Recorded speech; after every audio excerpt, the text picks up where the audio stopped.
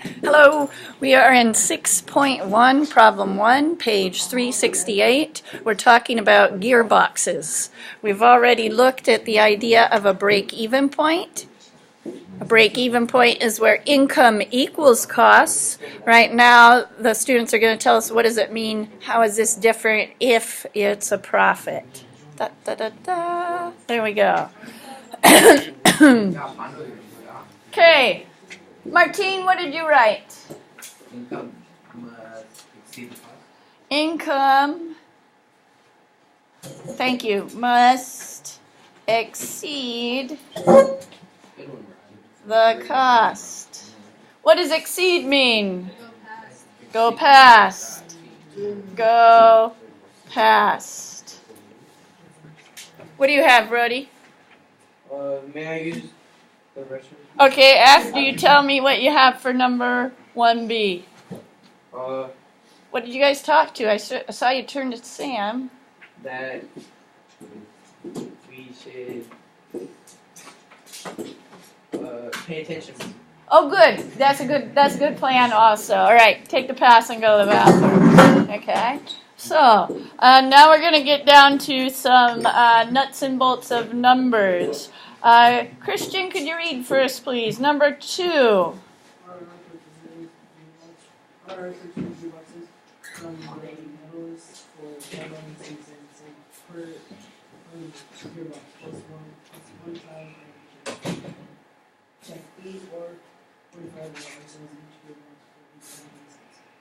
Okay, write a function for the income, write a function for the cost. So let's see. They kind of gave us everything all in one spot. We need to sort out there. What information is talking about how much things are going to cost for their gearbox? What's going to be income?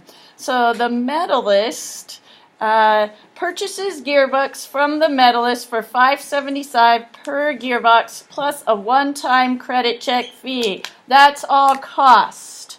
All right, so this is R&R is a robot maker.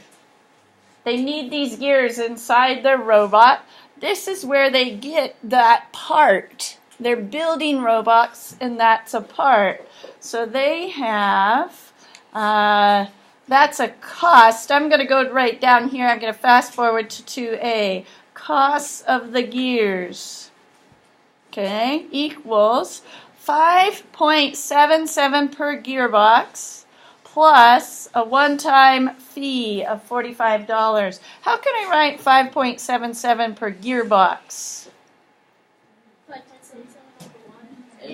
5.77 could be over 1. Now notice how this function is. C of G. So you do that times x. Well, instead of x, G. G. That times G.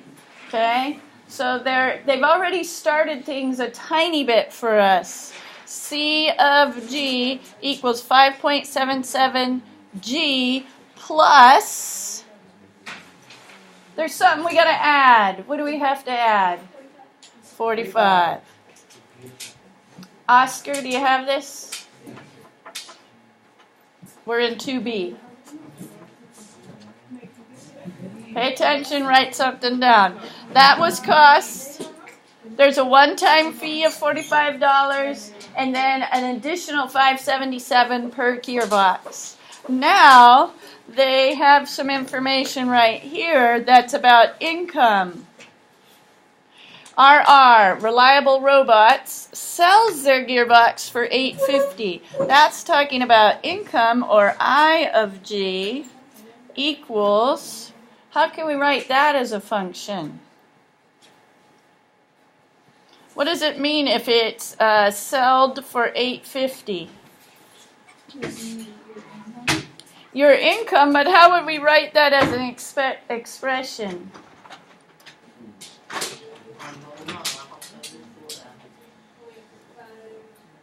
$8.5 flat. Do they only have to pay that much? Or do they only expect to get that much? G. That means they're going to get $8.50 per gearbox, right? They're going to buy the part from one person for a smaller price. They're going to sell their robots with this inside for this price. Okay? So this is how much they get in profit. And this is how much they have to pay in cost. Sketch a graph of the function on the coordinate plane to predict the break-even. All right, we're going to use our calculators. Turn on your calculator. Go to y equals. Let's make it a little smaller. Y equals, clear out what's there. For 1, we're going to put 8.5x. Oscar, are you with me? Are you in y equals? Yeah. And you got 8.5x in y1. And the y2 is going to be the cost function, 5.77x plus 45. Do you have y1 and y2 in there? Those are our two functions. Now, let's look at the graph, okay, along the x-axis. What's the smallest number? What's the biggest number? 45. 0 and 45, or it looks like maybe it even goes to 50. It just doesn't show it. So let's go to window. X-min is 0. X-max is 50. And what are we going up by each box? 5. So scale is by 5. Take a look at the dollars here. What's the lowest number? What's the highest number? 0 and 450, but it looks like it goes one more than that, so let's say 500. And what's it going up by? Each box 50. Is, let's put that for scale, 50. So they gave us a graph. We're going to make it match. That'll make it easy to trace. Check your window. Do you have this in your window? All right? We good? Graph. All right, we have 2 lines. One of them starts at 0 and goes up. Let's see. You guys need some rulers? Yeah.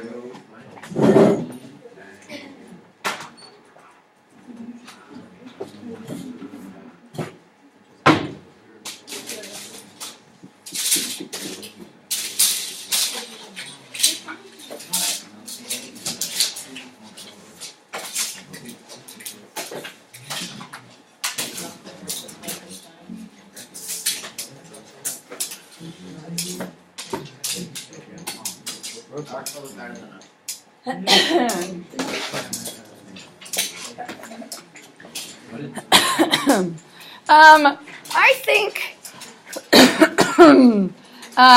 let's look at that crisscross point there.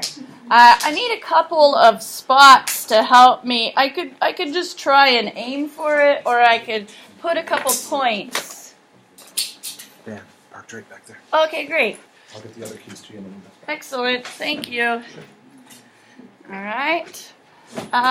Let's leave that function in there, and maybe we should do a table, or we could trace a little bit. Would you like? Sorry, that's just you gotta fill that out when you return. Okay. Okay. Thank you. Sure. Sorry, guys.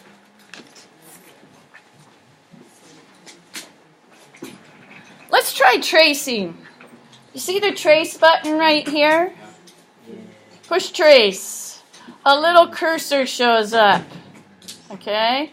Right now that cursor on mine is on the top line.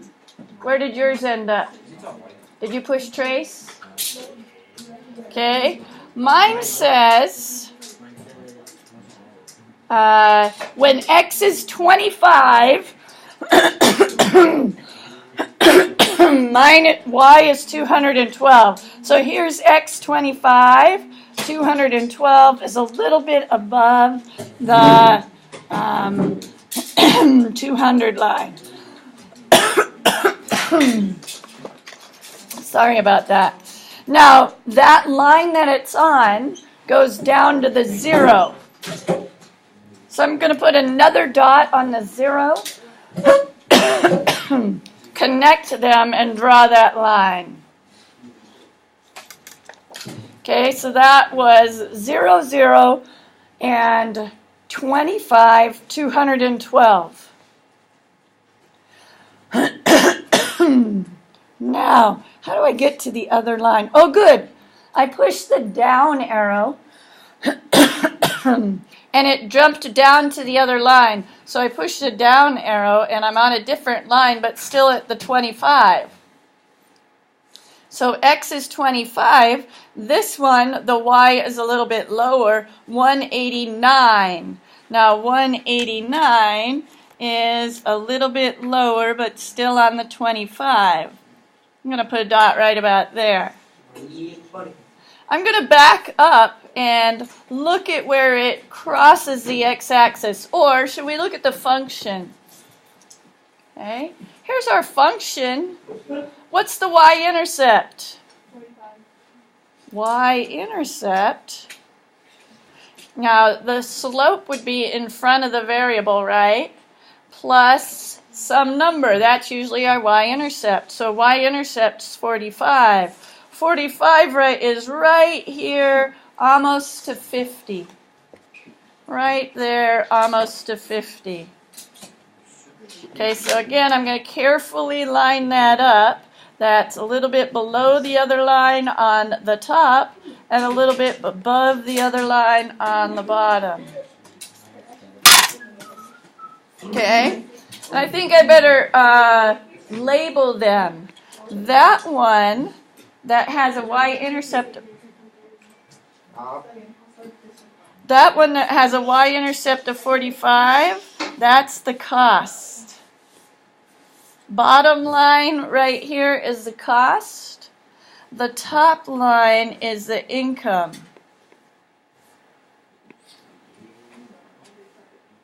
I know the bottom line is the cost because C of G has that 45 for the y-intercept. What does it mean right here for income if there's no y-intercept in the function equation? That just goes up to the base. You can think of an invisible zero. It starts from 0. You get no income until you sell something. You have to sell at least one of your robots or whatever they're selling to get any profit.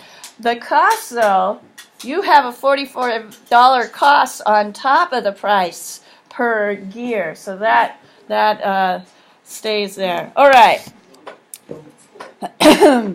Up at the top of the next page, I'm going to keep the graph in front of us.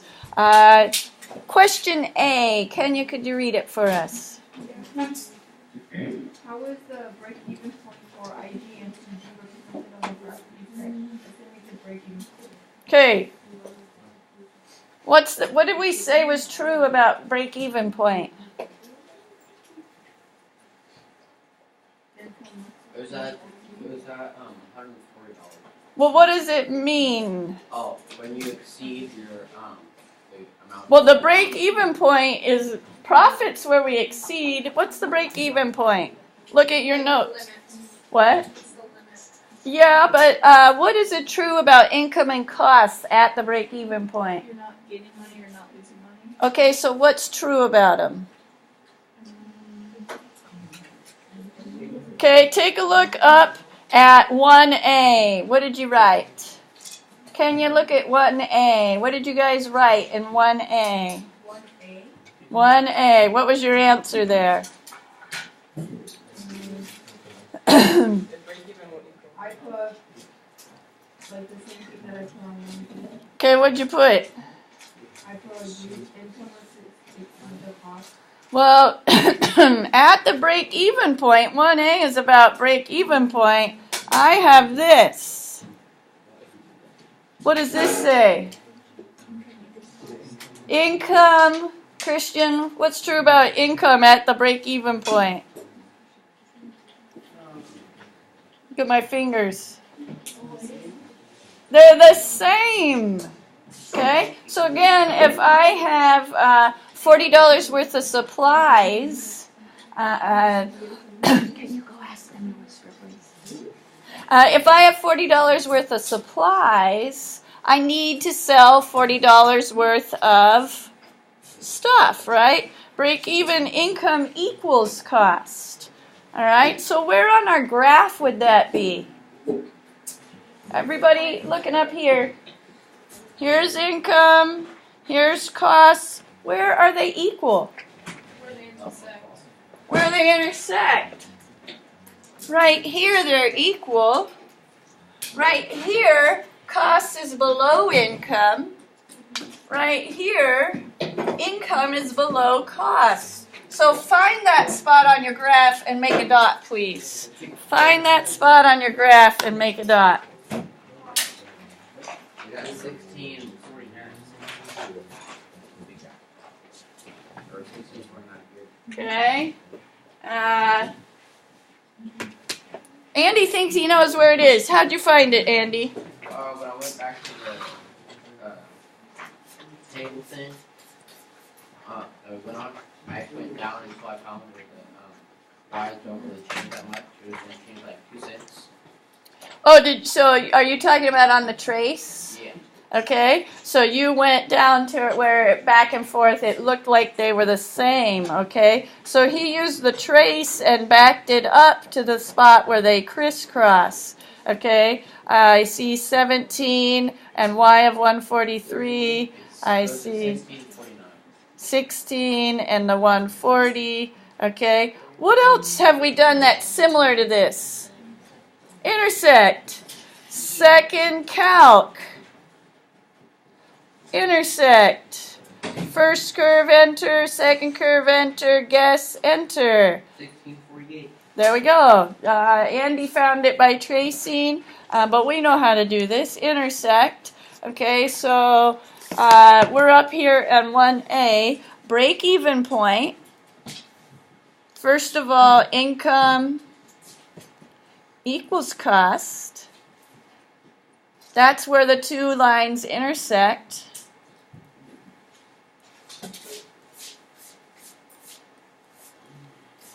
And can you determine the exact break-even point from the graph? What do you guys think? No. No. Not with this gravity because, it's too small. It's too small. What did we use to help us? Use a calculator. I say no because it's just like it's a roughly sketched graph, so it's not exact points. You're not going to get exact. It's too small. It's rough.